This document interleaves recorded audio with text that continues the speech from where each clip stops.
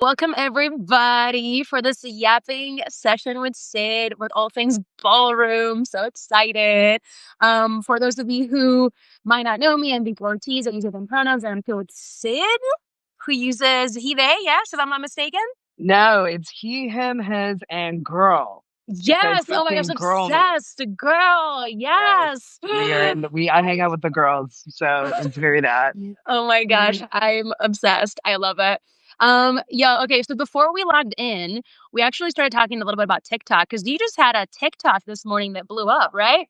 Well, I will say I posted it on Sunday. I don't know for the Astro girlies, gailies, Baileys on here. Yes. It's interesting because I did it with the full moon in Aries, and I didn't realize that was happening. But And I wanted aren't you an Aries? You're an Aries, I right? have an Aries stellium, yes. Sun, Mercury, and my Venus this Look at year has you. been awful for me, for anyone who knows astrology. So we're coming out on the other side. But anyway, I made a post basically just sharing my perspective of what the man flu. So, when like cis guys get sick and they seem like they're overreacting, just my perspective as somebody who used to have a menstrual cycle. Basically, my period stopped after testosterone, and then it kind of dawned on me of like, oh wow, like this is what it's like to live life where like there's no interruptions. Like my sense Mm. of like time has just like completely changed. Mhm. And I realized like if you don't have this like every 28 days your life being like upended and having to manage around that, like when you get sick you're going to make a huge deal out of it because you don't know what it's like to do that. So anyway, check out my Wow. TikTok. And it blew up, and now it's like, and now. Oh, it literally unleashed like so much because on the one hand you have like so many people are like, yeah, and I had really bad periods because I talk about the fact that like I just look back and my period started when I was 10.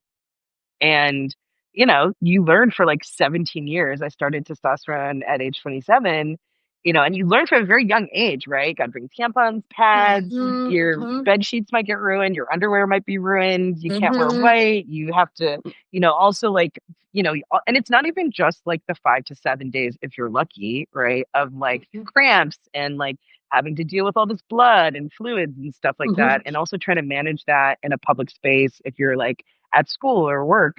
But then it's like your body, like the water weight, your body feeling weird. I don't know. Just like I think about all that stuff gone.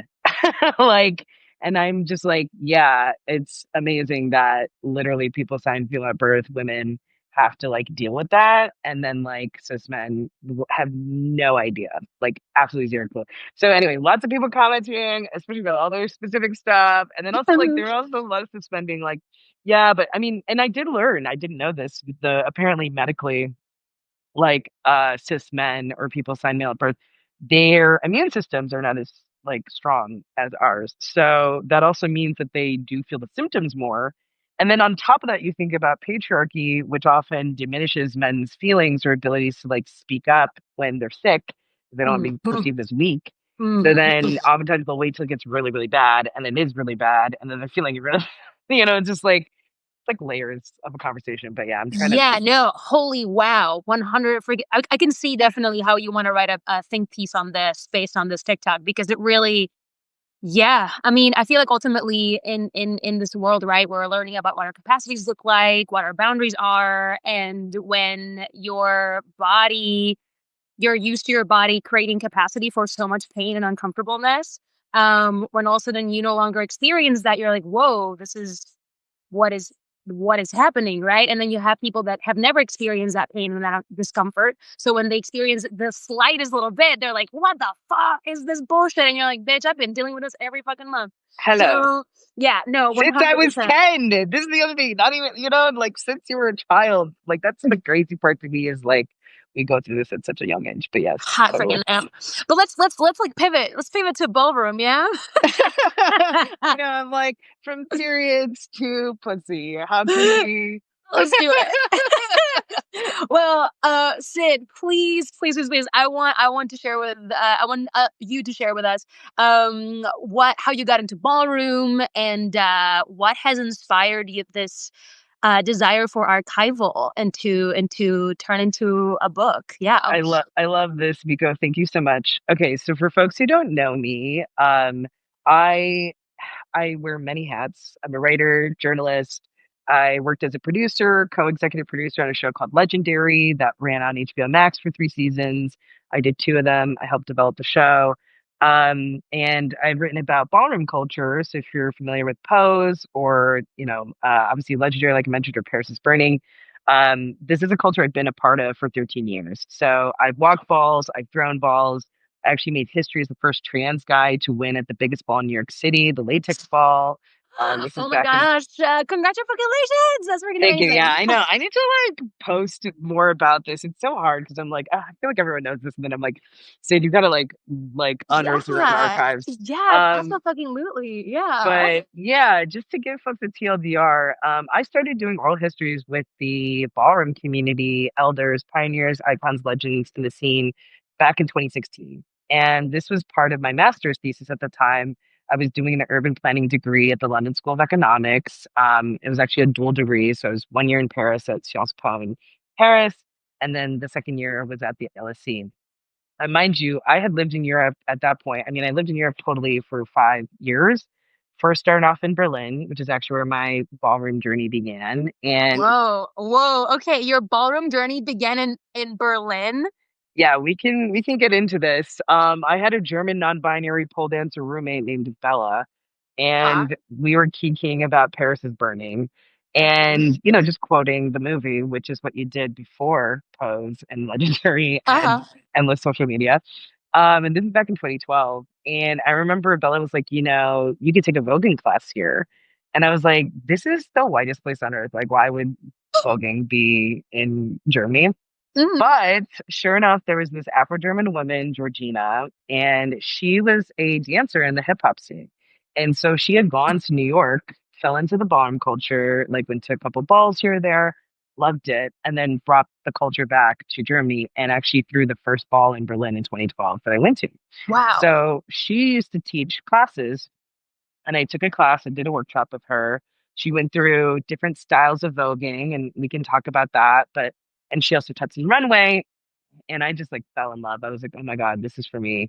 So after that, like I said, I moved to Paris and I was there for my master's. There's a really thriving ballroom scene there at the time that had been started by these two now trans women, Lysandra Ninja and Nikki Gorgeous Gucci. And they also had a similar story where they were in the hip hop dance scene. They went to New York, they brought the culture back and started teaching people about it, teaching folks how to Vogue, so on and so forth. So I, got into a house, was traveling throughout Europe, going to different balls in Amsterdam. Like How did you connect into the house? How did you like made it into the houses? so the thing is like I said, at that stage, it's really interesting because I think the ball scene in Paris kind of started around at least around like 2004. Vice had done a piece about the scene, and they were, and this is, I don't know, it's so crazy looking back because it feels like forever ago, but um it started at an early point, and there were already houses. And kind of what would happen is either A, you would have people from the US who would like come to Europe and maybe do like a workshop, be a judge at a ball, and then they would like add people to the house. Or you'd have people like Lysandra. She went to New York, got connected to the House of Ninja, became a ninja, and then started training people and adding people to her house. But there was kind of this satellite movement of the houses outside of New York where or maybe people would get in touch with somebody who was in the US and then start a new chapter. So Mhm. for me at the time, I joined this House of Omni, or House of Ultra Omni as it was known, because of the style of voguing that I did, which is old way performance. So if you've ever seen like Paris is Burning, the kind of voguing that they do is like the original style of voguing. Mhm. And that was what I did with the workshop with Georgina in Berlin, where my body was like, because originally I want to do Vogue Femme. That's all the stuff that you see all through social media, Naomi whipping their hair, being all Mhm. flamboyant, acrobatics and gymnastics and, Yes, you know, yes. flavor cunts, all of it. I was like, I want to do that. Because the thing was, it's so crazy. This is like also pre-T Sid. I joke that it's my twink years because I was like this skinny little butch. But I thought I was Twinkie thick is the back best. then. Girl, it's a lie. But I will say back then, I felt like I failed at gender because I didn't, like I wasn't able to, how do I say this? Because my mother was so force feeding me femininity. And I was just like, no, I'm, this like little tomboy, butch, you Mm-hmm. know, trans boy. I feel like this is like pre-trans kids back when they were tomboys, Yes, yes. and we all love Sporty Spice from the Spice Girls. Hmm. Although today I'm more of a Scary Spice person. I feel like I've grown in. I feel like I've grown into that. I'm It's like your obsessed. it's like your rising sign. But but um, but yeah, I know. Like I kind of felt like I just want to prove that I can do this, right? Hmm. And Hmm. that's so, like I said, Aries stellium, Capricorn stellium, very much like no. But then when I did the workshop with Georgina, right, she showed us Vogue Fen, but she also showed us Old Way. She also showed us New Way performance, which is a Ooh. style of voguing that comes after Old Way and is all about Hmm. like stretches and contortions, and it's more about like graceful poses that are very intricate that most people Hmm. can't do. I've Um, seen some of that, and I'm really I like. There's a part of me. I'm pretty flexible on my own, but I feel like if I were to actually like stretch diligently every day, I would be okay. But then I see people doing like new way that I'm like, I will never bend in such a way ever. I don't think I'll, I don't think that's gonna. No, I feel like it's too late for me now to start LOL. I know. stretching. You know what? I can see you doing because it's funny with ballroom. Like, it's almost like frats and sororities where you're like, you see somebody and you're like, oh, I could see you doing this thing, or like, I see them.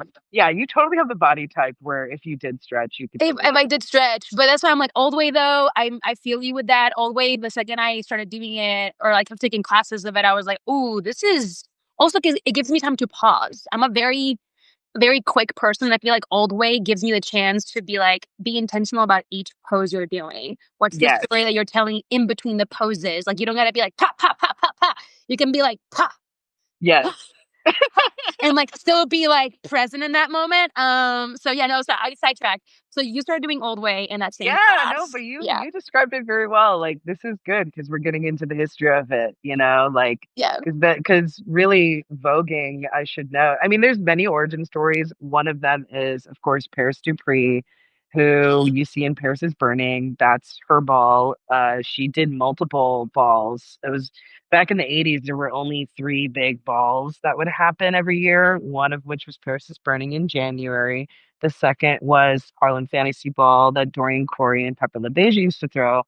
And then the third was basically kind of like a Thanksgiving day or the day before Thanksgiving. Avis Pembroke would do a ball. So it was only So three in the 80s, like three per. Wow. major, yeah. Because Major. Yeah. otherwise, I know. And like, to be honest, this is another thing with my history that I've done. A lot of the old school people really emphasize, Sid, there were not that many people in ballroom back then. I mean, it's crazy that we're talking about Europe and, you know, satellite communities. I mean, Ballroom is everywhere now, where it's like it's crazy how it's in every part of the globe. But back in the day, like I remember someday I interviewed Myra Field from the House of Field. She is amazing. Actually, you know what? I could show you. Yes. History. Show and There's this tell. book, Pat in the City. This is so Patricia Field, fun fact. We all know Patricia Field from Sex and the City and from Devil Wears Prada and Emily in Paris. She's the stylist costumer on that show. So back in the day, she used to have this boutique on the Lower East Side, and it was a place where one a lot of trans people could work, which is like a big deal because like it's hard if you're clockable or whatever. um, but she actually had a house and it was called the House of Field and it's still in existence. And Hmm. like you can see even in her book, she's got like photos from balls. She was the father of this house. And the founder was this woman, Myra Field. And I did an interview with Myra. She's a doctor today. She like lives in Connecticut, sweetheart. Oh wow. But Myra was the one who was like, Sid, when you got to remember, there weren't that many people in the scene. You could fit everybody in a backyard barbecue. Like it was a very small world. Yes. And I think that's important to like emphasize because it really was like this tight knit community in New York City. Mhm. Um, I mean, even when I worked on Legendary, you had a lot of old school people just like gagging about this thing they did for fun in their 20s, especially when they were like on drugs or partying or whatever, But like became this like glamour show on HBO, you know, like Mhm. that was just like incredible for them. But anyway, we've we've gone down so many wormholes already. I think you had originally asked me about like voguing, how I got into it. Oh right, yeah, the Yeah. houses. So yeah, by that point I joined the House of Omni. They were kind of specializing in old way. Hmm. There was this woman, Marina, she was based in Amsterdam. She had gone to New York and trained with a lot of the OGs, and her daughter, Caroline, was the person in Paris who I was told by this like one black French girl who was a whacker, which is like another style of really cool dancing. I don't know if you know about whacking. Whacking is like the hands, right? Or So whacking is kind of like the sister mother cousin of ballroom or of voguing. It actually was founded in LA and it started in the Black and Latino gay community here in the club. ooh, And it's okay. associated with disco. So you may Mm. see Shabadoo is like one of the famous people, but there's clips of even Diana Ross having whackers like back in the 70s. And it's similar to voguing in that it's about posing, right? And like doing kind of like really cool moves, glamour, fashion poses.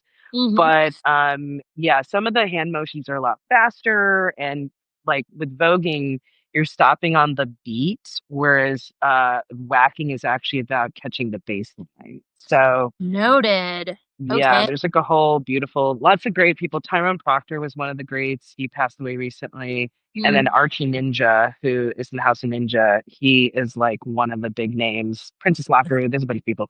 But anyway, I digress. My thing was, I was in Paris at the time trying to figure out, okay, like I want to do voguing.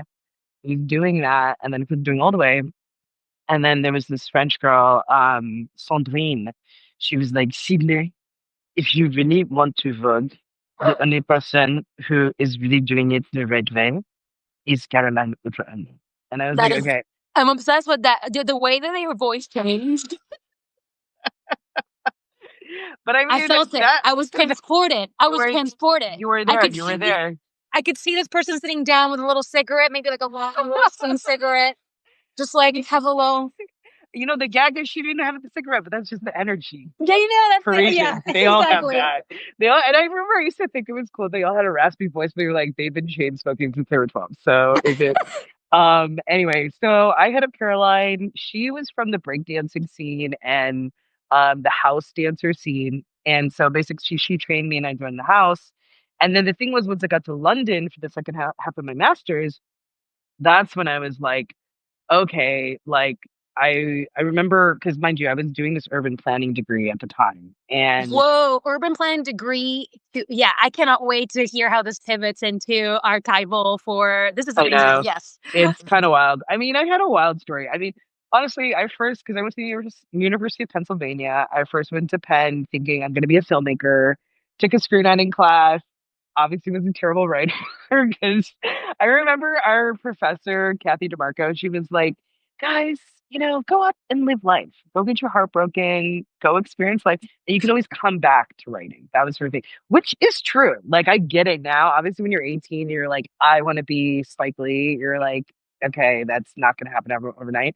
Um, so, and mind you, this was also the Obama years. It's crazy, Vico. We're like those people who could be like, damn, it was so great. Let me just tell you, I started college 2007. I graduated 2011. This was like, wow, guys, it was hope and change, man. It was freaking Yeah, amazing. very different Uh, time. totally different. And it's great because it's like, obviously you're in your 20s. I was doing all this public policy stuff. So I got into public policy. I was Mhm, a poli sci major. And that's kind of how I ended up in Europe is I then pivoted into like eco justice, environmental policy. mhm. I had studied abroad in Paris, didn't love it the first time, but then I loved Berlin. So I was like, how do I get back there? And then at the time, I remember I had taken a class on Marx in the German department, and my professor was like, you should apply for a DAAD fellowship, which is kind of like a Fulbright. And I just put together a proposal around studying energy policy because I was really into that, like Mhm, renewables. I still care about all this stuff. It's just, there'll be a time and place where it comes back in my life in a bigger way. mhm. But that's what I was doing. And like I said, I was like kind of doing that by day, but then obviously I was in the clubs. Yeah. If you're in Berlin, especially can I say, if you are any kind of trans mask FTM, trans, all the things, queer, lesbian. Back then, there was, and there still is, but there's like a world that is just for like AFAB, queer, trans people, Wow. which is magical. I mean, it was, and I'm talking clubs, bars. It was like Shangri-La in a way, and you could retire before you turn 25. It was beautiful, What? and You can retire before you turn 25? I say this because it was just like we were going to like Berghain and all, and there were all these amazing parties, homopatic, queeropatic. I don't know. It was amazing, and the house music amazing. And back then, I mean, Berlin, it's crazy now because a lot of these clubs are like closing down. Schwutz, which is like a famous queer Oh, club, just yeah announced. Even Villa Venato, which was another place. Anyway, it's just like gentrification is happening mm, everywhere.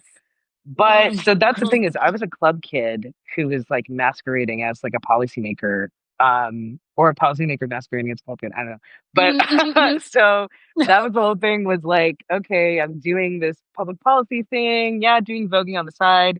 And then by the time I got to London, it all kind of converged because I was asked to sit on a panel to talk about Paris is Burning in a gender studies class with this really big name in the field, this woman, Sarah Achman.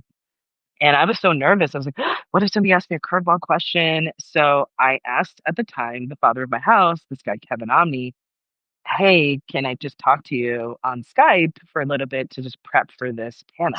My gosh, Skype. I know, RIP. And Yep. what's what's crazy though, so we talked, I thought it was gonna be 30 minutes. We talked for 3 hours and he was just saying so much stuff that I was like, I've never seen this written anywhere.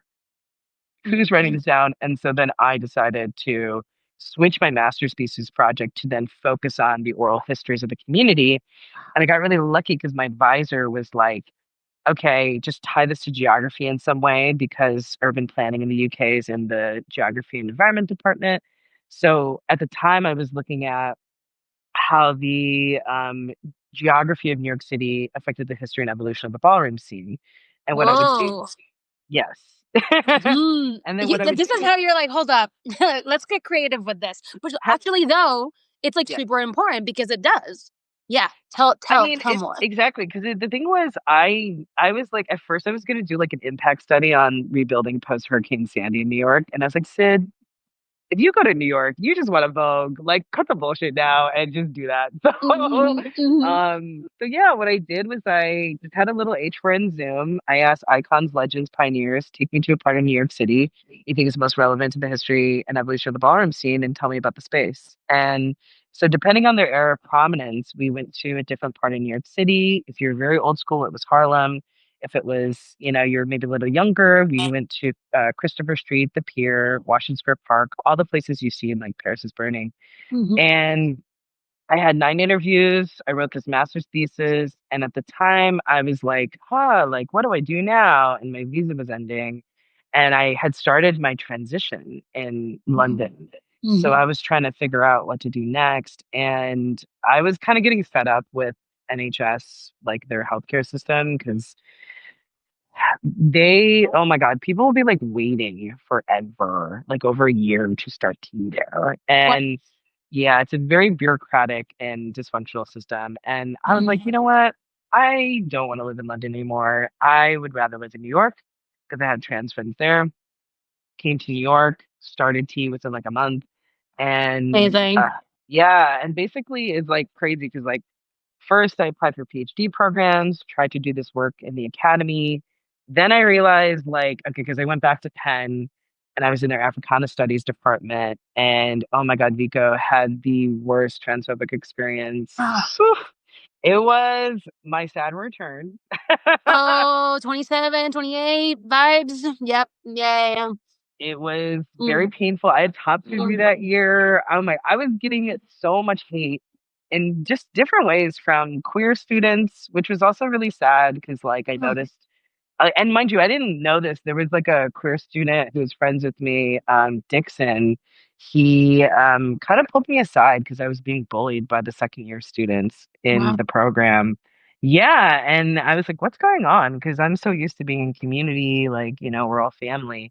And he was like, Sid, in academia, no, these are not your friends. These are people who see you as adversaries. And because in academia, you get these people who like feel threatened if you Mhm. are more oppressed than they are, more cutting edge as far as your critical perspective Oh or my whatever. god. It's Wow. very, very shady lady behavior. But and I Mhm. I will say this, it was interesting because that dynamic exists everywhere. Because in Hollywood, there are some people like that too, where Yeah. they see your success. Oh, especially you, no shade. They see your Yeah. success. I only can imagine, and you're an actor, so you're gonna be cute about it. But just for the people watching, when people see you being successful, especially in our community, sadly, because they'll see your come up and think they're entitled to it, right? They'll be like, I've been in the business for 10 years and you Mhm. got this thing I didn't get. I mean, when I got my book deal, my God, the trans man haters I got. Oof. Yeah. Oh Whoa. yeah. Yeah, either backhanded comments or just like there's people who just, they don't understand your journey. They don't understand that you're on a different journey. Mhm. But I got some of that and it was really jarring. And for me, I had to get real with myself because this was my pivot year. Mhm. I knew I didn't want to do this research, this work in the academy because I was like, ballroom shouldn't be talked about in, language of dead white men. It is meant for everybody. Mhm. I want my work to really speak to the masses. And I knew, remember I told you I wanted to be a screenwriter, filmmaker. Mhm. I was like, I want to do this on a big scale. Like I want to do this in a commercial way. And so that was my pivot year, literally me laying on the bed, looking at the ceiling, being like, okay, Sid, let's get real with ourselves. We know we don't want to be in this space. I thought I needed to be there because I was afraid of basically the reality that I'm living now, which is when you're broke and Mhm. Mhm. you're, creative and you're trying to make it work. And I didn't, I wasn't born with a silver spoon in my mouth. I don't have a partner. I don't have even family to rely on for monetary support. So, Mhm. um, I was like, I thought I needed this academic career to then support me to then do my dream, right? Which is the Mhm. mistake a lot of people make. Yeah. And I had to get real. It's like, I know I don't want to be here. So yeah, like I started just doing informational interviews with people, talk to anyone who would talk to me, who worked in Hollywood. And one of my really good mentors, Chloe, she was a screenwriter. She went to Penn and she was like, Syd, you can totally do this. Writers write every day. You've done enough school. The big networks have diversity fellowships.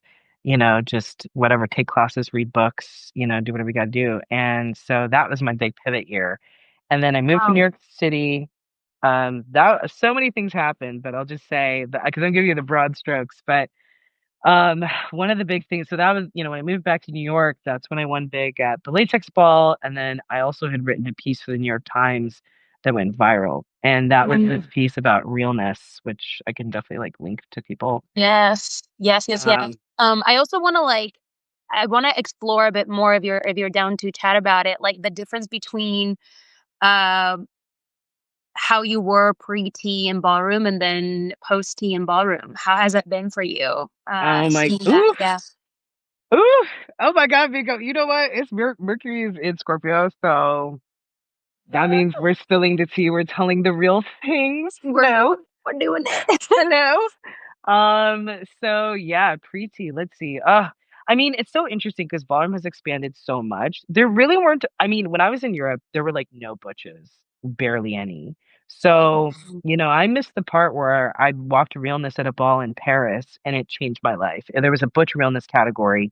They normally didn't have this. And it was so interesting because I was stuck in Paris waiting for my visa to get to London and it had been rejected. So I had to wait second round because it's like I needed some specific wording or whatever for the paperwork. Mhm. And this guy, Charlie Ebony, he did a ball and it was called the Back to School Ball. And there was a realness category where you had to bring it like a rakai or like a bad boy. And so I knew the look. It's like, sweats. I had my little pen hoodie. I had this like Bears bomber jacket that doesn't fit me anymore because I'm thick now. But like, back then it's like I walked this category and oh my God, it was the first time in my life I had so much adulation for my masculinity. as Mm. a butch, and it was literally life changing. Like whenever I talk about my transition, that was the portal, you know? Wow. And it was amazing because it was like literally all of those things I was told that were wrong or bad about me as a child by my mother, by my aunt, by my sister. Mm. It was beautiful and it was exalted and I was seen for the first time. Even the judges went up for me and they're shady ladies in Paris because they're already, they're already French and then they're ballroom, and then it was like, but literally they were like, and I was like, oh my God. Um, Amazing. Oh my gosh. so, to your question, it was interesting because it was a little lonely because I was one of the only few butches even who was voguing, who was, really kind of showing up. There were some more people here or there. And I would go to New York too because I walked a couple of balls in 2016 in New York. And again, it's like I just wanted to vogue. That was my thing is I love dancing. And I always wanted to do that and I enjoyed the competition. So, that was kind of me as like a trailblazer of sorts. Although there is a history of more butches and trans men, it's just a lot of times in the US particularly, they're mainly walking realness categories. And Mm. it's complicated because what's interesting is what I found through the history of doing my interviews. Number one, there used to be a women's scene in ballroom. Yes, this is super fascinating. In the 90s, late 90s, there was a scene that kind of broke off from the mainstream ballroom scene Huh. because women were fed up with having their categories at the end of the night. And by women, I mean it's like cis, usually could be straight or femme butch lesbians, like it kind of like, it's that kind of category of people. Mm-hmm. What happened is basically in the 90s, New York City is changing. You can't stay out late till, 8 a.m. the next day, or clubs can Mm-hmm. be open that late. So they would like put the categories for the women at the end of the night, and they'd be like, oh, we couldn't get to them. So what's interesting Whoa. is there's two different stories, like one in New York, Monique Robinson or Monet Ebony. She was like, I want to do the first women's ball. And she did that in the late 90s and centered it just on like women and, butches and so on. And then this kind of sparked an interest. And then there's another story about a woman in Virginia who also created a separate scene. And they used to have separate houses. So there was like a whole world where this was going on, like in the 2010s and stuff.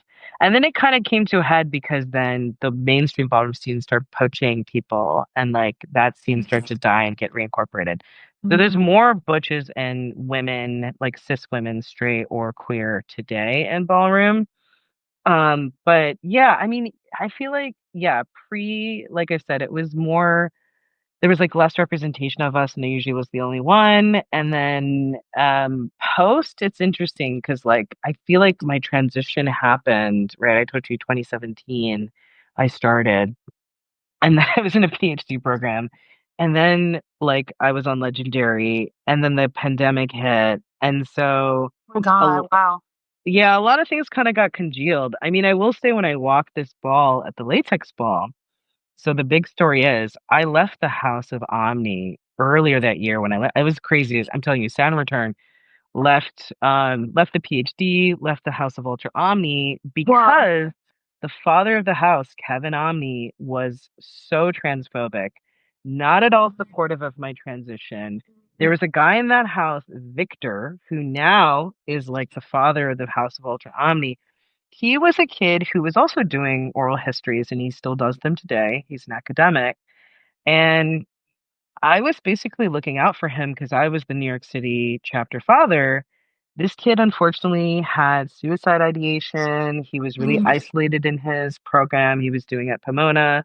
I would periodically check in on him, are you, seeking a therapist, so on, so forth. And I was really worried about him because I didn't know what his expectations of having a house father were. Mm-hmm. And I told Kevin at the time, I was like, because Kevin had put him in the house without consulting me. And I was like, look, like, Mm. I don't know what this kid's expectations are, but we gotta, I need help on this because I was also underwater at the time. I'd left the PhD. I was in New York trying to just like hustle get money. Now, what was crazy was like a month or so, a couple months go by. Because I told Victor he seemed to be in a better place. I was like, well, hit me up if you ever, you need something. Like, I'm here for you. Silent. And at the time, they were planning for like the 40th anniversary of the House of Ultra Omni in Europe. And this kid, Victor, he put together a GoFundMe to help bring Kevin out there. And it was interesting because, I was like, hey guys, I want to support on this, but I'm really underwater. Hmm. Kevin wasn't having that because he's a total narcissist and like Oof. very well known in ballroom. He's one of these people who like knows history, but also centers himself in every story that ever happens. And there's Mm-hmm. a lot of people in ballroom like this. I think this is like a larger LGBTQ plus elders conversation. Like it's not even really unique to ballroom. It's like one thing I've noticed, it's like a lot of our elders have major mental health issues or just, other issues that like impede their ability to like be decent humans. And what was crazy though is then Kevin went on an attack on me, also attacked me in our family group chat, and Victor co-signed claiming that I was jealous of him because he was going to do a PhD. He's in a PhD at Emory, and that, because I left, even though I left because I wanted to do what I'm doing now, somehow he was, I was had a problem with this. And it was crazy. And what ended up happening is the whole house absolutely imploded because there were other trans men, trans masculine people in the group chat who were like, why is Sydney being cyber bullied? Why is this happening? Like I had always shown up and supported people in the house.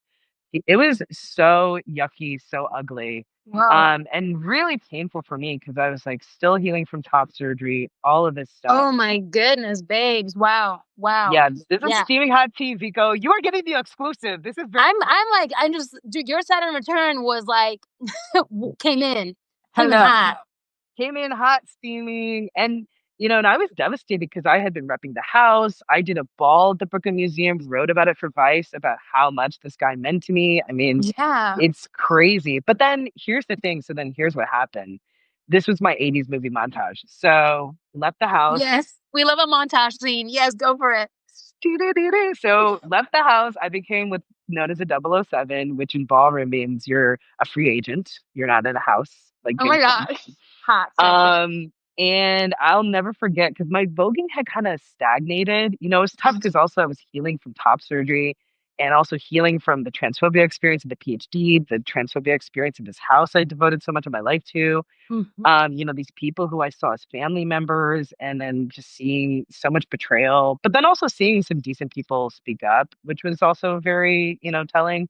Um, and then I remember I used to do this voguing class in Brooklyn, and this one Israeli shady lady, Shahaf, she was like, "Bitch, we need to. We're in New York City. We need to go and take classes. We need to be trying different things." And I was like, you're right, because voguing is like a hodgepodge of different styles, different movement. It's ultimately about who you authentically are. So like, Mhm. if you're a ballet dancer, bring some of that into the Vogue. If you're a hip hopper, do a little bit of that. So we did like Pilates, we did breakdancing, we did I took modern classes at Alvin Ailey. It was like I was doing whatever I could to improve.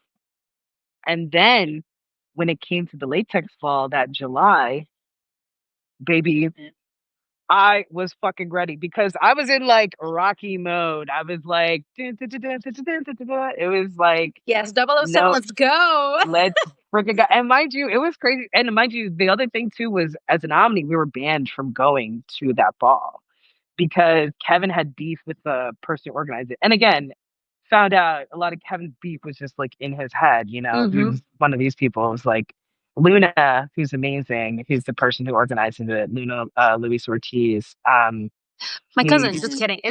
Not my cousin. I just was like, my last name is Ortiz, and I always say that, but it's not. I your don't think other we're cousins, cousin. but you never Yeah, know. no, Luna was always like, I don't know what Kevin's problem is. It's like, girl, nobody does. But anyway, so it was such a big deal for me to come out and turn out because, like, first of all, I was an underdog. Like, as a trans guy, we're usually not seen as voguers. Two, the day before, I remember I went to practice and I lost to this guy, Michael. who was from Amsterdam, was like a trained dancer. He was Mm. amazing. And I remember that feeling because we were battling each other for practice. And there's this feeling when you know you're losing in a Vogue battle when everybody's looking at the other person. And like, I knew it. And I was so like, because I was like going to the gym. I was like seriously so in it. And I'll never forget, like after, he clearly won that battle, I went outside and I was trying to scream and like nothing could come out of my voice. And so I was like, you know what, whatever, prepared for the next day. And then I sat down like 15 people. There was a lot of people walking that category that day. And Wow. then for my final battle, it was a rematch against that guy, Michael. Mm. And I told myself, I was like, if in this final battle, I was like, I'm going to take off my shirt because I don't think the judges know because I passed at that point. I don't think they know that I'm a trans guy and I want them to know. And so I vogue down and I could just send it to you. I took off my shirt and I was still voguing down and oh my, and I obviously won and I was just like crying. I was like dying. It was, Wow.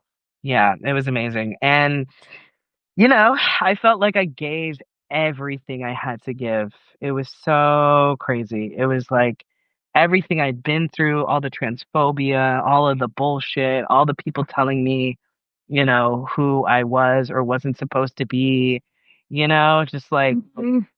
I feel like voguing is like that too, because for it's like the dance of the oppressed, It's like Mm. thing. My gosh, that's freaking beautiful. And what a way to just like reclaim that energy for yourself and like being like, this is me, like, regardless of everything that's been happening around me, especially during that time. So you win the latex ball. Yes. You go, then you, a little bit after that, Legendary happens. There's also a lockdown through all of that. And then there's the book that you're working on. Yeah. So before like, it's like, I wanted to like expand on the book and how that process began, the amount of research you've done, because I also want to like get into how we can support you in that process as community. Because I feel like Oh. similarly, what we talked about earlier, right? Like there's so much competition that happens in every single industry, and there's community within that too, but there's also that sense of competition that like, oh, you have to be the first one that does this, or you're the Mm, only one that gets to do it, right? Versus like, hey, how can we support each other in community and actually we all get to like experience this together? Because I feel you with it, like there, it happens, right? Like I've had to do a lot of mhm, unlearning to be like, oh, I audition for the same roles as many of my really close friends, and like I've now learned that I'm like, I much rather have them book it than some other fucking white cishet mm. person pretending to be trans. You know what I'm saying? Oh, totally, Which has totally. happened, and we all collectively are like, what the fuck? There's so I many of know. us. You could have chosen one of us.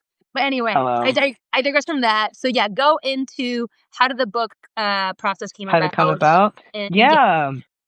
So yeah, 2019, massive year of transformation. Like I mentioned, I was trying to figure out what to do with my oral histories because I was like, okay, I want to do a podcast. I want to do this. I took a meeting with this guy, Eric Marcus. He does a podcast called Making Gay History. And basically in the 90s, he did oral histories with people from the Gay Liberation Front as folks were trying to pass away from AIDS related causes. Mm, So he was like, Syd, you should do a book. That way you get money, get in advance to do your oral histories, build the archive. You write a book, which is great.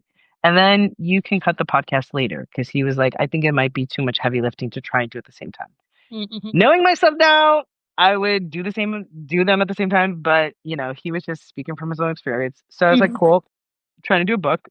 I took a meeting at HarperCollins through a friend who worked with an editor there. The editor was like, you should write articles as a way to raise your profile on the topic. So that's how this article about realness came about. I know mhm, Jenna Wortham, who's at the New York Times, because they were in like the kind of queer scene in Brooklyn at the time. And I told them about what I wanted to do, and they were like, if you ever have a pitch, let me know. So at the time, Billy Porter won the Emmy. Enda was being, decided by the Supreme Court. I was like, with realness as a category, right? Like we're already dealing with that question of like, what does it mean to be an LGBTQ plus person in the workplace? And there was already a debate in the community about like, is realness like necessary anymore because is it really shocking to see a gay person work in corporate America or, this kind of stuff? So I talked about my own experience walking that ball in Paris and, sort of the ins and outs of that. And then that went viral. And then that's how I got the phone call from Josh Greenberg, who was the showrunner of Legendary, because he was like, "Hey, we're doing this new show about ballroom culture. It's much easier for us to hire a writer who's already in the community and teach them how to write for TV rather than the other way around." So I hit up all my friends because remember I told you I talked to Chloe, all these other people. They were like, "Syd, this is your big break. This is your way to break into the business. And get a lawyer, go for it." Glad I did both. And so I did season one. We got everything in the can right before lockdown. And then the show got picked up. We did season two. And after season two, that's when I was like trying to figure out how to do the book thing because that editor hit me up and she was like, "How's the book coming?" And I was like, still trying to figure it out. She sent me a list of like agents um, she's worked or she knows and she's like, "Tell them I sent you." So I was working on a proposal for about a year and a half and then we sold the book in 2022. I just started doing my oral histories. I have amassed over 50 oral histories. I also ended up getting a grant from the New York Public Library, their Martin Duberman Award for 25K, and I was in their archives, so I have like tons of data. Yes, you do. And Wow. yes, and I mean, what was really tough though is like last year I lost my book deal. It was just like clashes with my editor, or really my editor being absent and not very supportive. It was really tough because I just didn't have the support as a first time author, and I was really trying to like, figure this out because it was originally pitched as like a history hybrid. So it was like my spirit of transition and the history of ballroom, which is kind of like tough to do. Um, It's kind of like a and memoir, but also like history. It's like history on you and history on the history of ballroom, which, yeah, wow.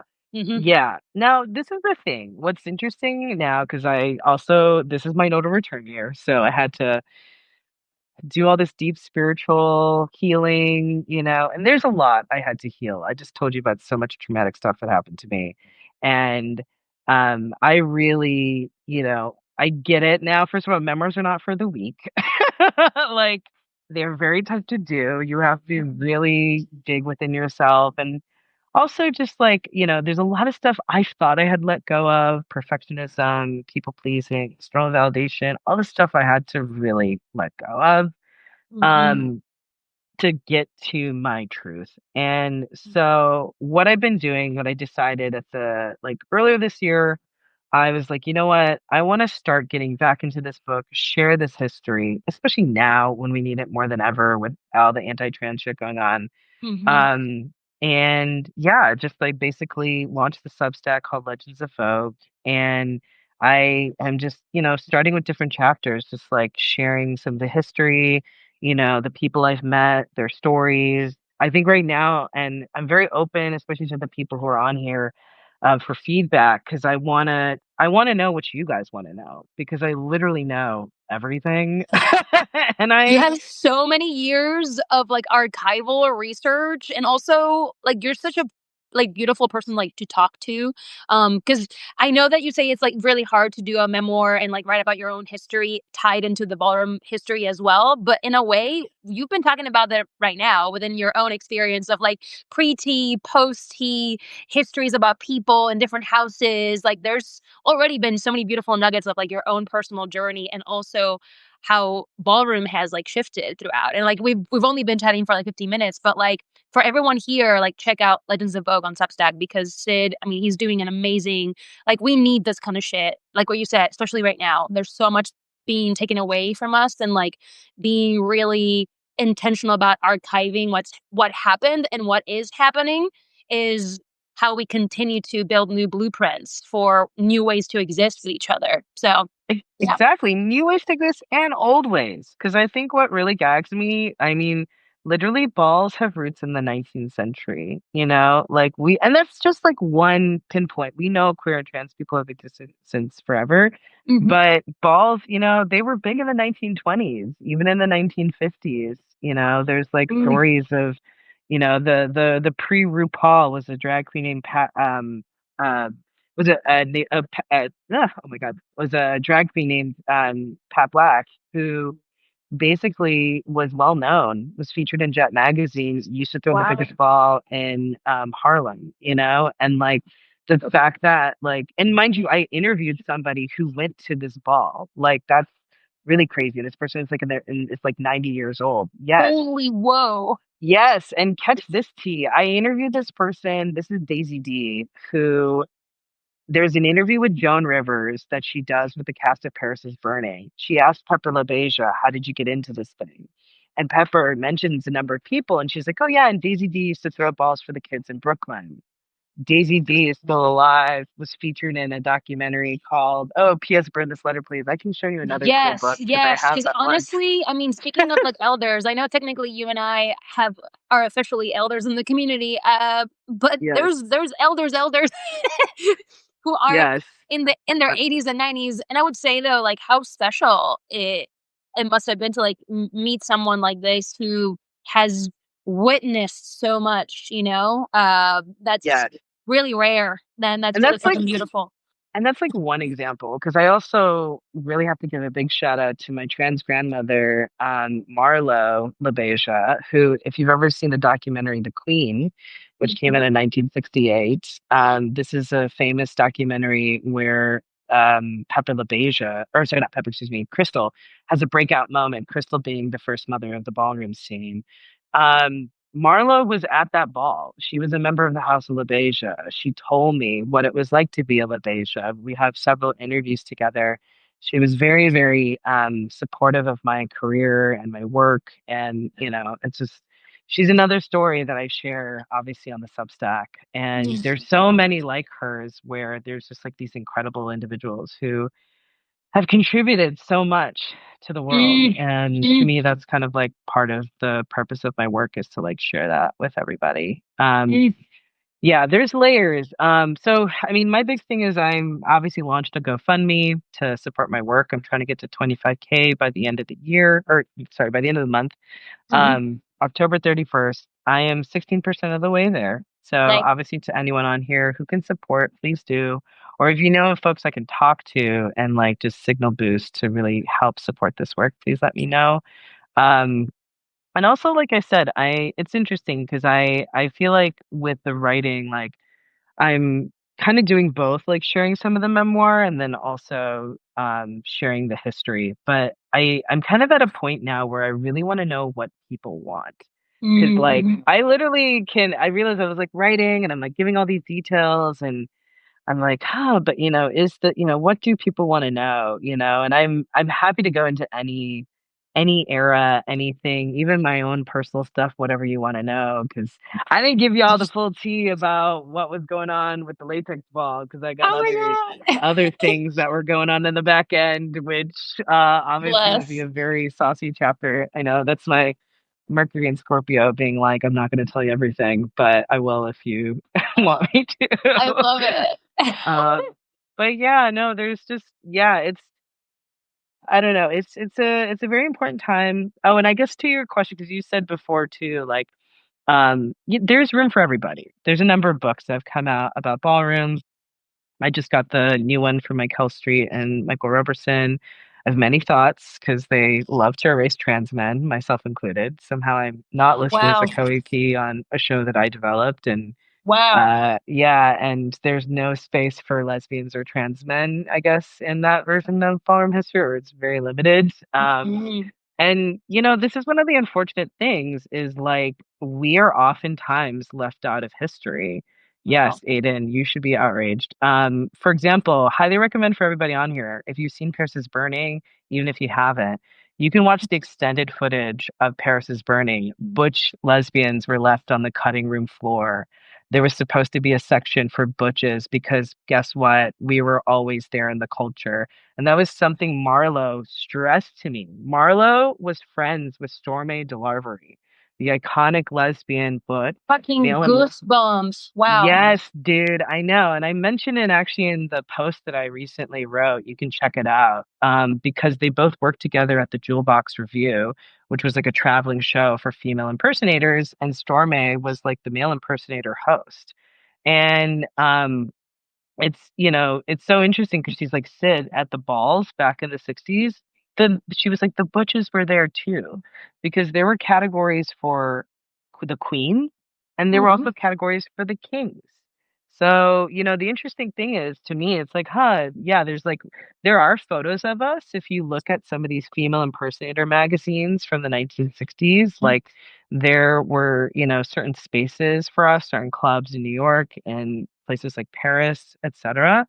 We are in the archive, but we're just rarely ever highlighted, and we know why that is. It's like, who's writing the history? It's a lot of these gay cis men who just, I wonder at times, like, what do they actually get by erasing us? You know, like, why? Like, is it just this vanity show of like it's all about me? And I mean, some of that is just like straight up sexism and misogyny, and Mm-hmm. but it's this devaluation. And I will say, when I wrote that New York Times article, Vico, it caused all kinds of hell to certain people in ballroom. Yes, Wow. because the attitude was, who do you think you are, little trans man? You don't have a right. Even so much for people who there's another ballroom book that came out recently by this guy, Ricky Tucker, and it's called The Category Is. And he and a trans woman, Gia Love, they tried to rip me to shreds for the fact that I had something to say about realness as a category. And literally, when we talk about what is misogyny, trans sexism towards trans men and trans masculine people, it's this kind of shit. It's Mm-hmm. the kind of thing of shut up, be quiet, you don't have a right to be here, you're beneath me. And when we show that we're not, these bitches gag. You know, Wow. when I took off my shirt, they fucking gagged because then you Wow. had to respect me like I'm your equal because I am. Mm-hmm. So, it's tough because this is what I mean of like, I think for us, we obviously have to keep showing up and showing out. We have to be Mm-hmm. unapologetic. We have to do it even when it's difficult and there's people in our community who are telling us we're unworthy, which sadly happens all the time. Mm-hmm. I Mm-hmm. mean, Vico, you know this more than I do. There's haters everywhere, and sadly, it's not just we point the finger at Mr. Cheeto Man, but we got to remember there's four fingers pointing back at our community. So my big PSA is always like, be unapologetic, keep going, be resilient, and stop giving a fuck what losers like that think. You know? Mm-hmm. And I love that you mentioned when you did the ball in LA, was it this year? Was it this year or was it Yeah, last year? I feel like I I feel know, like this right? Like, year what a feels like time. 1,000 years ago. It was this No. year, right? It was this year. I love that you had a category that embraced the non-binariness of it all, because I feel like similarly with that category of realness, a lot of like medical privilege is also involved in there, right? And I'm from Puerto Rico and raised. You've seen balls in Puerto Rico, and there's not the same access to gender affirming care.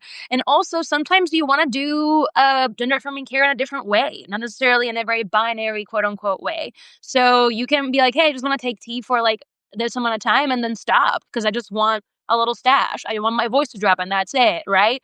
Or Hmm. take estrogen because I want my ass to get bigger and like my titties to like come through, but that's it. And like still keep my mustache and like, you know what I'm saying? So I Hmm. feel like when I saw Ballroom in the US, I was like, oh, this is a little bit different from PR because there's there's a difference in how we approach transness, or also just because of access, right? A Um hundred so percent, 100%. And it's interesting you mentioned that because that's what I talked about in that New York Times article. Is ballroom? You have to remember, it's like it's historical. So back in the day, it was all about passing. For a lot of people, maybe mhm, not everybody, but for a lot of people. mhm, And the thing that I had to learn with ballroom is now that I've looked at the history, there's always an intervention, somebody adding to it, right? It's an mhm, ever evolving culture. And this is what a lot of the elders struggle with because they're trying to hold on to power, right? mhm. Like, I think what gags me is that there are these butch queens, these gay cis men who try and make it about them. It was never about you. You were added in later. The femme Hmm. queens were kind enough to invite you into our little party. And then what do? Pull up the ladder Mm, when other people, when I'm telling you the story about the 90s of the way cis women were treated, it's mhm. insane. You're like, wow, you should be so lucky to even be here, because if it was a competition based on passing by trans people, and then you're begging to be part of the culture, and then you take it over and try and tell people who can and cannot be here, it is absolutely insane. So, Mhm. just for context for the people listening, Vico's talking about how I did a Thayness category, which was to celebrate being unapologetically trans, looking unapologetically trans. And the point of that was to give space because my organizer I was working with, Lou, is non-binary, is a trans masked person in ballroom, and they were also telling me even though there are these new GNC categories, gender nonconforming categories, they can ironically be binary, where people are expecting you to be 50% masculine, 50% feminine. I was like, no, screw that. What if we just go with like, what is the transiest you could look, which is literally the inverse. And it was Love kind that. of funny because I remember just being like, oh my God, like, how do you even, and this is the thing. The point of ballroom is to have fun. Yes. And that was fun because now it was like, wow, the most trans, instead of us trying to erase who we are, we're trying to be even more to the nth degree, right? And it was Mhm. beautiful because you just see people and their authentic beauty, just being themselves. But Mm, I really think that's kind of where the culture is going, especially internationally, as you said. It's not just Puerto Rico, Brazil, so many countries, Latin America. I mean, not everyone has access. Also, not everybody wants to do this. that's exactly. And that's Mhm. that's the gag. And I will say, even in ballroom, some of the old school people have to reckon with that because there are sometimes these old school femme queens or trans men who, they come from a different era. And that's the irony is like even in our community, there can be like these conservative attitudes about what Absolutely. trans is or how you want to look. And but I will say this, every generation of ballroom breaks the mold. Every generation brings something. Believe it or not, Vogue Femme, when it was debuted in the early 90s, it was a scandal. People thought, oh, the butch queens are making fun of trans women. There were people who protested it. They thought it was that bad. Yes, yes, and now it's the thing that everybody does. But you know what? Oh That's my the God. point. I'm telling you, ballroom is like life. It's like, rock and roll was banned until it, became like rock on the radio, hip Mhm, hop is mhm, now pop music. Like it's just like these things go in cycles and it's more reason why we just gotta keep showing up, showing out. Like I mhm. said, be unapologetic and just go for it. Yo, Sid, we can be talking for hours. Like I genuinely believe that we can be talking for hours. I want to No. plug in this. Make sure, like, for everybody watching, Sid has a GoFundMe. I'll have all the links. Also, I'll reshare the Substack as well, so that way y'all can like continue to read and support this beautiful archival. And also just to shout you out, like the same way that you said every generation has someone that breaks the mold. Like you're part of that breaking the mold. So thank you for the work that you do, and for breaking the mold so that we continue to expand and grow and do something different with ballroom, and while also honoring the history of it all. Thank Um, thank you so much, Vico. Seriously, it was such an honor. Oh, and before I forget, two more things for this group. I want to plug because I'm giving a talk actually, Circa, the One Institute. They're doing their really big queer history festival right now. There's a whole bunch of programming you can check out. I know, because I got to hit you up about this because there's a whole bunch of stuff we should check out. I'm yes, going to be doing a talk on October 23rd. That is a beautiful. Thursday. And I'm going to be talking about the history of sex work in ballroom.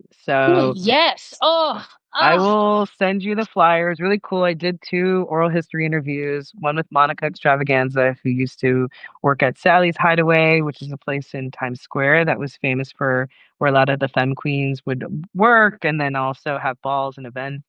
And then another interview I did with Anjanae Milan. So if you've ever seen Pose, season one, if you remember, Angel worked at this like place where you put a coin in and the girls would dance. That was uh-huh. called Show Palace, Show World. There was like a whole place in 42nd Street. Anjanae worked at that spot, and so she told me a lot about what that was like, which was very cool. So I'm gonna like use some of your histories, share whatever people want to know. I'm gonna also be asking folks like what do they want to know about all this stuff. And then the other thing is October 30th. Speaking of the Brazilian ballroom scene, I'm very excited. I'm going to be doing a live chat with the Brazilian ballroom scene, Oh, which will be fun. translated into Portuguese by my dear friend Gara. So you can check out the links. I want to say that I think it's gonna be 4 o'clock our time. Okay. But I'll definitely post the flyer for that too. It'll be because I'm fascinated to see what the kids want to know, and there's a lot of hype right now, so it'll be really cool. Hells yeah. Hells yeah. Yeah, well, after this, we'll reconvene and like get all the links in there so I can like reshare and get everybody on board with this. Cause like truly there is so much freaking history and just already and just like seeing how the parallels happen or how we continue to like break the mold and like learn more and like it's fucking beautiful. So thank you It, for sharing yourself with us today. And this will be, also this will save so that we can use this for other things. So yeah. Heck Um, yeah! Thank you, Sid, Vico, what and a thank you to joy. everybody who tuned in. Yes, thank you. And then shout out to Red Sea to the elder. Thank you, Joanne. You're so sweet. My gosh, wow. Thank you, Sid. And I'll see you soon. Yeah, see you soon. Bye. Bye.